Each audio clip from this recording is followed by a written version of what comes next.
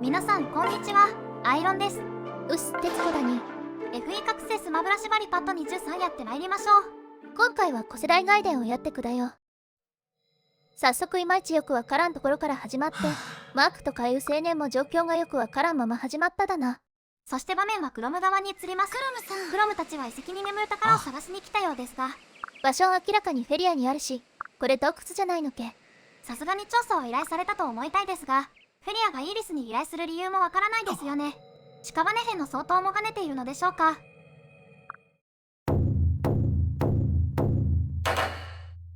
なんかストーリーはパッとしんかったな。何はともあれ作戦会議に移ります。今回のマップはこいだに。ストーリーの冒頭で出たマックはマップの中央より右のところにいます。普通に考えりゃ敵の袋叩きに合う位置だよな。なのでマックは開始早々にレスキューで助けることにします。それはすぐ終わるこんだもんでいいだけど、今回は宝箱もいくつかあるな。当然、それらを狙う盗賊がいるのもこのマップの特徴で逃げるのを防ぐ必要が出てきます。ちなみに盗んでいくものはリサーブと金塊ですね。どっちも我々には重要なもんだもんで何としてでも分度合いにあかんや。そのことも考慮してこのマップでは飛行機を使って右側と左側に分かれるのを戦略として考案しました。こいなら盗賊を倒しつつ進軍することができるっつうわけだな。確かにそうなのですが、わしにはアイロンちゃんが何言いたいかわかるに、今回は階段があるっつうことは増援が出るだな。まさにその通りで、2ターン目と4、6ターン目に連続で出るわけです。2ターン目は右下から賢者が出るので盗賊退治の際に警戒する必要がありますし、4ターン目は上から歩兵、5ターン目は上から飛行艇、6ターン目は全部の階段から飛行艇が出てきます。冷静に考えれ階段から飛行艇みたいなのが出るのも変な話だけどもな。今回は初めから左右に分かれるので飛行艇の増援は分断しながら戦えると思います。ま、以上をまとめるとあれだな。レスキューでマックを呼ぶ、左右に分かれて盗賊を倒す、そのまま増援も分断するって感じだな。うまくいくといいですけれども、実際の攻略を見ていきましょう。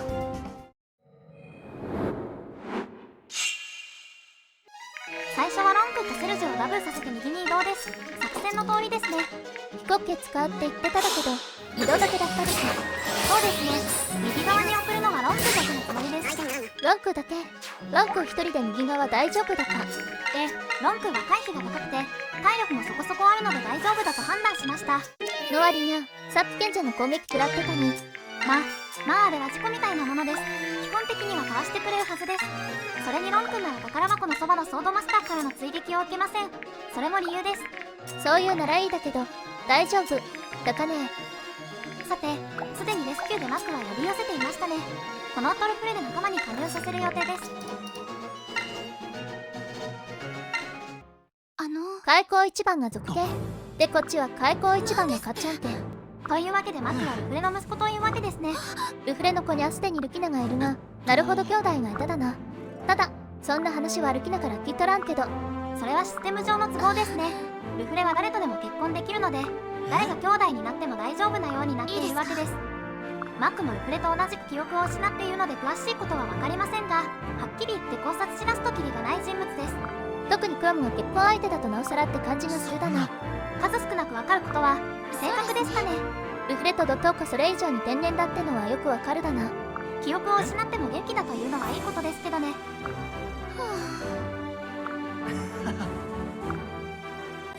ここで今回のダブル構成を紹介します。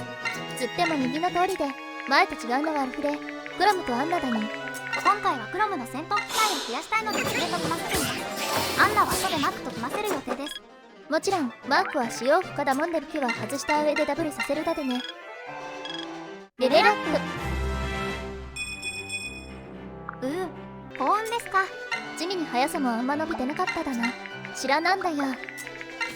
さて、ここでマックをアンナと組ませます。さっきも言ったけんが、マックは使用不可だもんで装備は外いておくでね。このターンはこの剣士を倒して終了です。お、クラムが倒いてた。左側は周りの敵も倒しているので激しい戦闘はないと思います。問題は右に送ったロンクだに。ま、ロンクならかわしてのダメか。かわしてないじゃねえか。でも待ち伏せからの必殺が起きてくる。必殺じゃない。HP インチでやったので良かったですが、ものの見事に狙いが外れてしまいましたね。こんなギリギリの勝負するつもりじゃなかったってのに。あ、ロン君にやられないな。命中0%だったか。よかったや。回避という運に頼り切っているとこうなるんだとよくわかりました。というわけで2ターン目です。ロンクーを回復しないといけませんね。左側の方は敵が詰まってるもんで、そっちも減らさんといかんだな。まずは通路に立ちふさがるこのソードマスターです。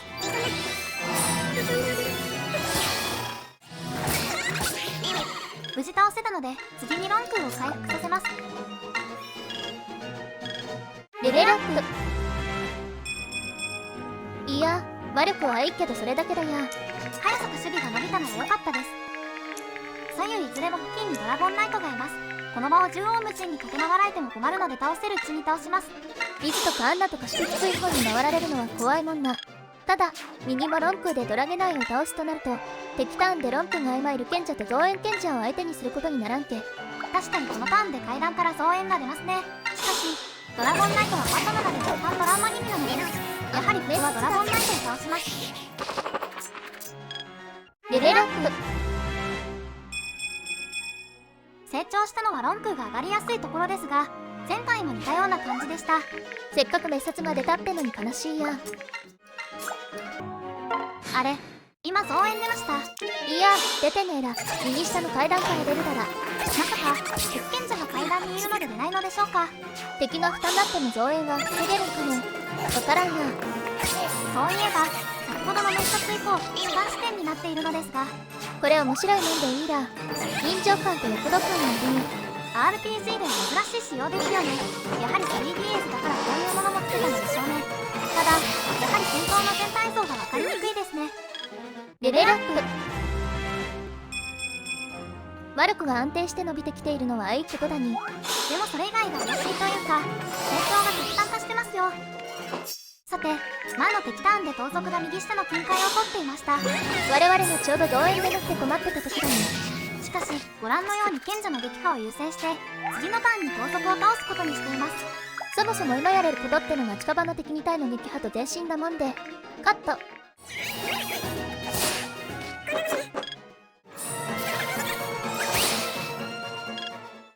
大胆な編集により敵ターンも飛ばしてしまいました。とりあえずさっき言ってた盗賊を倒すに。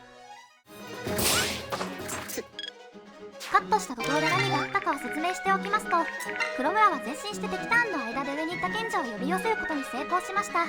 そいで他の州も動いたもんで、しばらくはこの辺りで戦うことになりそうだに。で、こっち北賢者を倒いて通路塞いじまおうぜ。そうですね。塞いでしまえば警戒する敵が飛行警察になりますからね。そういや、今回の飛行系の上級職はグリフォナイなんだな。はい、この職種は非常に珍しく覚醒で初登場になります。わしいまいちよくわからんだけどさ、こいつはどんな職種なんて。グリフォンナイトはですね、バランス型のドラゴンナイトというべきですかね。技や速さがドラゴンナイトおよびドラゴンマスターより安定しているわけです。ただ武器が斧減点になるのが欠点です。サンスクにの不利になりやすいだな。スキルはどうなんだ。スキルは運び手というダブル時に移動がタスにされるもの、槍殺しという槍が相手なら回避、命中がタス50というものです。なるほど、なんとなくペガサス系相手なら戦いやすそうだに。あとこの兵士は覚醒で初登場の割に説明が一切ないんですよね。どういうことだい。つまりはどこからグリフォンがやってきてどういう役割があるかとかは触れられないわけです。それは考察の自由にあるとも言えるけどな。情報ないので考察のやりようないよな。なので覚醒の珍兵士とも言えますね。で、我々のグリフォナイで歓談してる間に増援が来たら4ターン目の増援なので天使、魔導士、ソードマスターの3人です。歩兵の増援なので直ちに問題がないはずです。今気にしないかんのは風の盗賊だろな。すでにリサートの箱は開けられちまってるから逃げられちゃ困るに。盗賊の位置からして部屋が倒しに行くべきでしょうが、増援や初魔法の魔導士たちがいる中でどうするべきでしょう。で5ターン目だに。このターンで上から飛行系の敵が増援で出るだ。飛行兵が出る以上あまり大きな武器も取れないです。なのでテアも次のターンで盗賊を倒せるよう移動させます。それ以外じゃ魔導士を倒したくらいでターンは終えるに。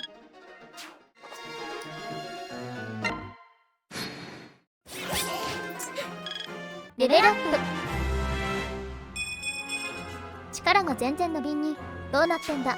天空である程度はどうにかできますが、このままではきついです。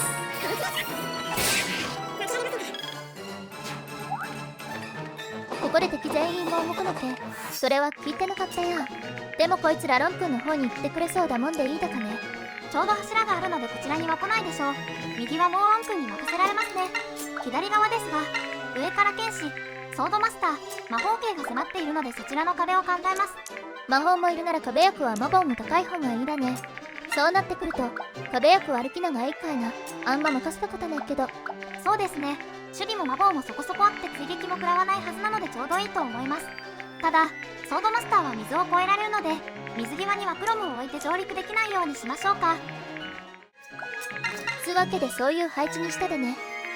それからティアモの盗賊の撃破はもう1ターンだけ見送り、リズは多少なりとも戦闘させて支援を稼ぎます。なのでリズを近場のドラゴンナイトの範囲に入れますね。残ったアンナはロン君のサポートの方がいいだろうな。右側に寄せるだよ。あ、増援もあっただな。のんきしている場合じゃないですよ。リズがとても危険です。必殺が出てなんとかなって。いや、まだドラゴンナイトの攻撃があるだな。さっき範囲に入れてしまいましたね。危ない危ない。恋で飛行系の攻撃は乗り切っただよ。よかったよかった。次のターンどうするのかという課題もできましたが、思ったより魔法系は歩きないのかあ、これはああよかった。リアル肩ですよ。これも当たってたらまずかっただな。クロムもクロムで月光を出したに。怒涛の攻防とスキルの応酬ですが、すごいですね。クロムはアップしてるな。まあいいよ。お前のおかげだ。レベルアップ。守備がやっと上がりました。苦手部分をどうにかしたもんで、ここは妥協だな。実は守備はルキルの方が目が大きいのですよね。 HP はクロムが高いので実質的に耐久は同じですが、やっぱり壁役はルキルに任せた方がいいかもしれないです。ロンクでグリフォナイが1人倒せただ。恋で次のターンの懸念は減るだな。時ターンになりました。リズを回復しないといけませんね。それもあるだけど、右側の方の敵が左に来ても困るで倒せるやつは倒すだ。まずはこのグリフォナイダに。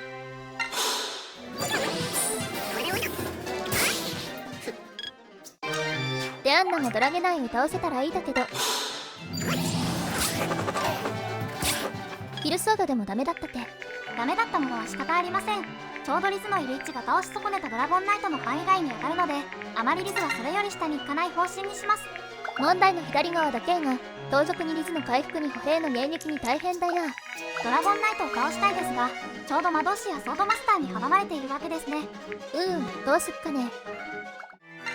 結局力のソードマスターと魔導士を倒すことにしました。レベルアップ。守備ならまだいいだな。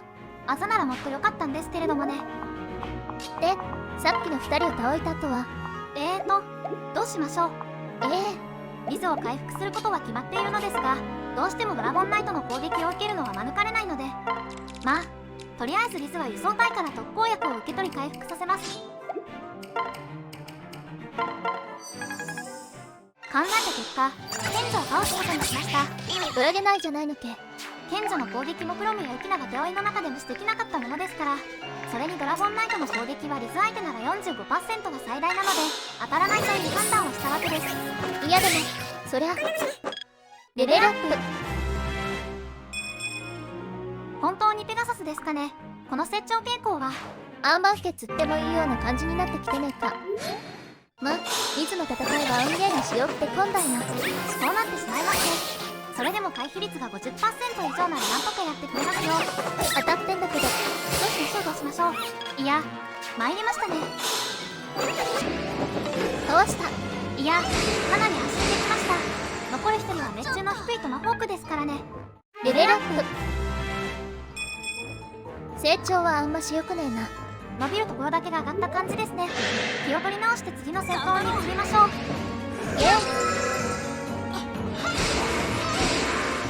よく生き延びてくれただな。祈りがなかったら我々爆発してましたね。ロボット一人にはなってるだけどな。来るわね。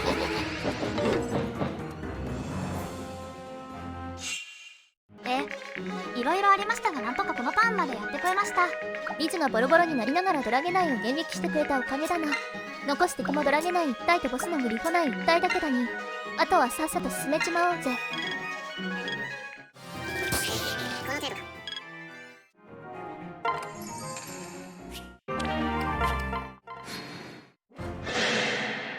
今回は増票からボスまで屍兵ですね。屍兵将ってなんだいね。こんなの考えてるかわからんやつでも指揮能力があるってことで。今回のボス戦はティアゴの魔法で倒していこうと思います。ティアゴに経験値を上げたいのもありますし、魔法の武器レベルも上げていきたいわけです。必殺が出たりしたもんで対して強化できんのって感じはあるだけどな。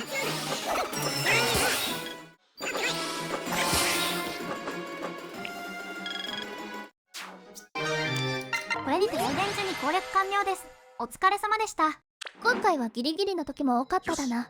もっと前やりようもありそうだがな。さて、クロムたちは神竜の涙というものを手に入れました。これは HP 足す5、それ以外足す2という超強化アイテムだに。誰に使うかは検討もしていませんが、それは攻略が厳しくなってきたらでいいですね。一方、ルフレとマックたちです。可能性の一つだって言葉が引っかかりや、まるでマックだけ時間軸が異なるかのような。もしマックが絶望の未来から来たのでないとしたら、マックがここに来た理由がわからないのですよね。本編の終了後から来たのか、全く関係ない未来から来たのか、それ次第でもここに来た理由が変わってきますね。記憶を失ってものんきなもんだし、案外適当な理由じゃねえんか。ま、記憶喪失の親子ってのもおかしなもんだしな。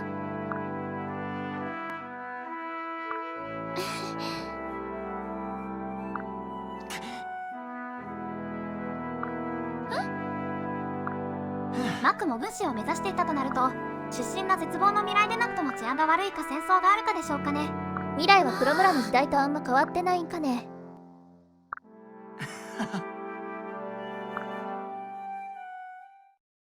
動画内容としては以上になります。ここまでご視聴ありがとうございました。クレジット長いたら支援会話も流すもんで興味あったら見てってな。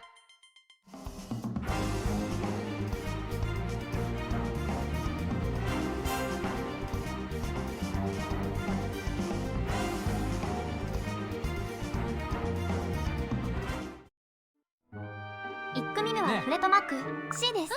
マークはさっき言ってたようにフレみてえな軍師になりたいってことだっただな。それだもんでどんな話すんのかは気になるに。早速話があるので来てほしいとマックが呼びかけてます。何かあるだろうな。ただ話がしたいわけじゃあるめえし。と思ったら落とし穴なんて用意してたか。そんな初歩的な罠にルフレがかかるわけもありませんでしたね。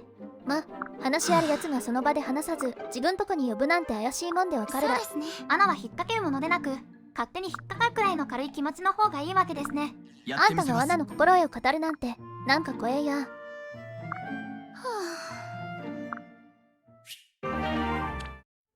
2組目はロン君とセルジュ S です。ロン君の過去話やトラウマを克服する話がありましたが、今回は果たして。お、今回は女に触れるとこから始まるのけ。攻めたことすんな。ロン君にとっては大きな一歩ですね。あら、自発的に言った。意外な展開です。本能的に恐れていたロン君がまさか。いいえ、安らぎすら感じる。こりゃ口説いてるとかそういう展開って。そういうことでしょうね。あらまあ、すまない。やっぱりな。トラウマを克服する訓練の中でこのような告白をするのは、日常が非日常に変換する瞬間として大変素晴らしいことだと思います。願わくば私もこのようなサプライズ的な瞬間を経験してみたいものです。むちゃくちゃ語るねあんた。あらあら。ま、こういうかっこいいセリフ言われるのは憧れるな。ありがとう。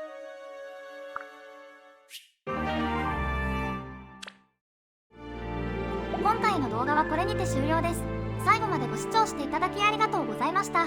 チャンネル登録とかフォローとかしてくれると嬉しいだよ。そいじゃ、また次回。